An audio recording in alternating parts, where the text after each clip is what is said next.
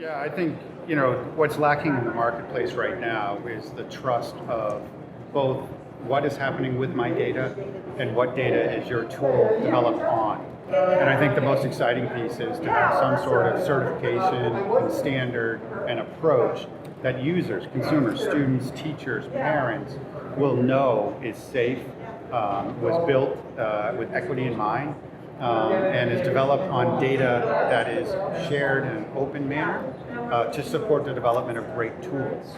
Because there are great tools, but people don't have any trust in them. And I think trust will be the greatest success that we see from teachers, parents, and students, which are really the consumers in the end.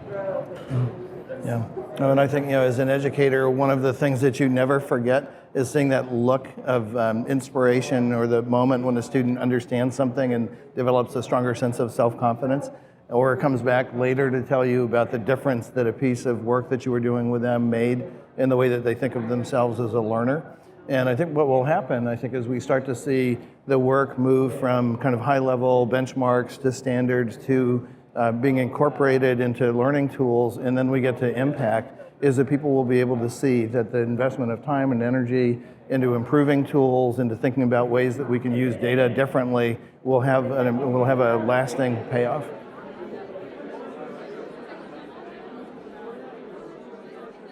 Oh, sure. Well, I think it's important to think of it as a connected kind of living ecosystem, because I think when you have a set of standards, or you're measuring efficacy in similar ways, then you can start to get a sense of what investments are worth making, or what can you learn from an investment or portfolio of investments, and it guides your future choices. Or you can then think a bit about what comes next.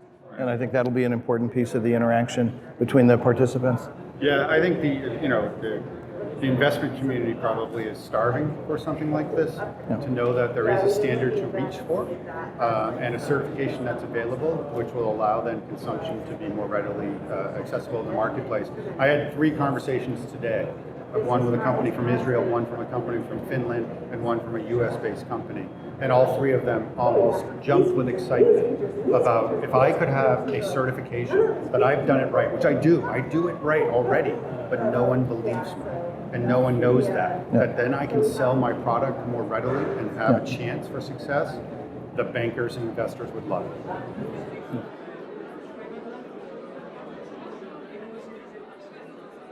So one of the rules we live by is that our processes are open to our community members.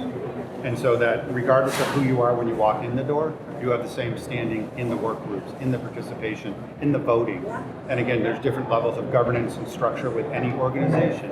But as long as people know the rules and it's transparent, we don't want any player to be dominant in the discussions.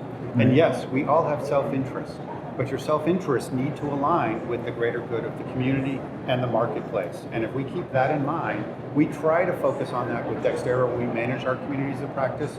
This is one of those, and we have great success with pushing back when people's self-interests become clear and being able to stand up and tell them, that's wonderful, but that's not the good of, that's not the greater good being served. Let's focus on that.